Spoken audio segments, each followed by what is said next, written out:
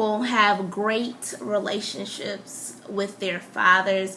Their father has played a prominent role in their lives. They recognize their fathers as just being, the runner of their homes. Or they might not even have a father that lived in the home with them, but their father was very active in their life, active in responsibilities, taking care of them, showing them what a father should be. All right.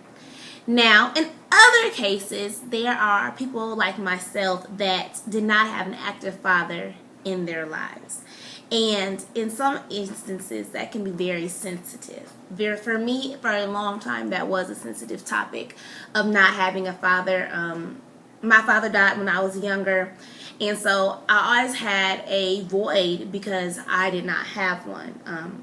I had some men around. I had my grandfather. He died as well when I was quite young, and he did take care of me. He showed me a couple of things, showed me how to box and stuff like that. But he died when I was younger, so I did not have the understanding of the importance the role of a father played in my life.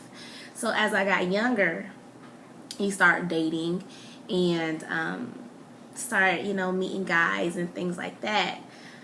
The way that I was raised, I didn't really hang around a lot of men. You just didn't leave your daughter with men you didn't know. So I always had this issue of trusting men. I really didn't like being around men, especially by myself. And to this day, I have to really get to know you, depending upon how I deal with just men in general.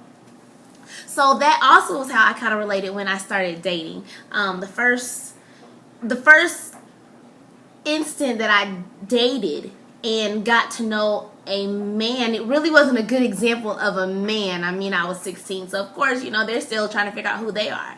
And so that was the first person that, I, fell in love with and met. It was in a relationship, and it gets very tricky when they're still trying to find out who they are and you're trying to trust this person.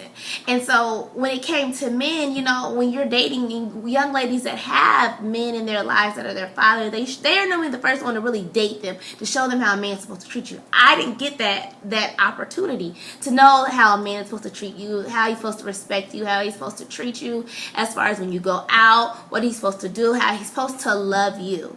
I did not have that opportunity to learn that. So I kind of had to learn, the hard way, but in a meaningful way. I thank God that I found him much sooner than later, because I didn't have that earthly father. I found a relationship with Christ, and he became my heavenly father.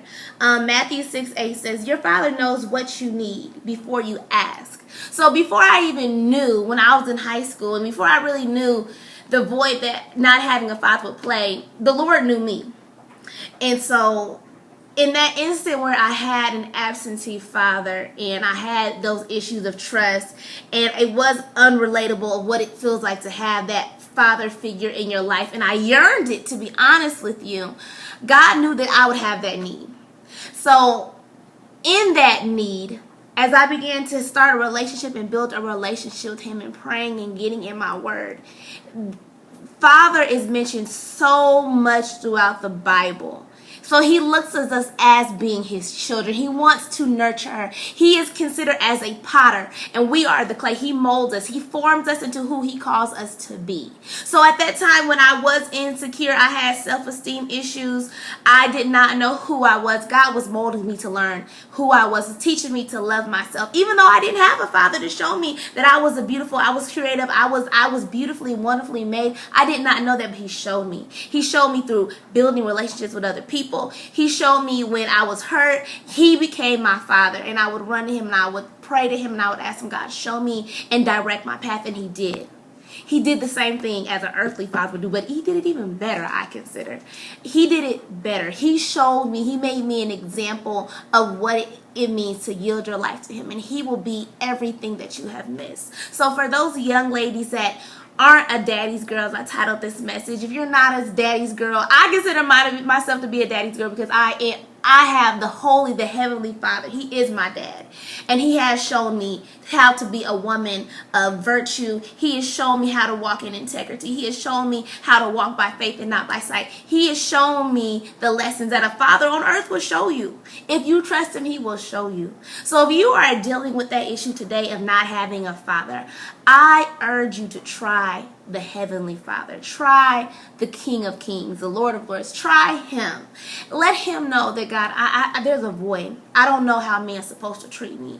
Lord, I'm dealing with issues as far as just understanding men and why they are doing the things that they're doing, why they've hurt me, why I feel disappointed, or how a man should treat me, how I should be treated as a woman.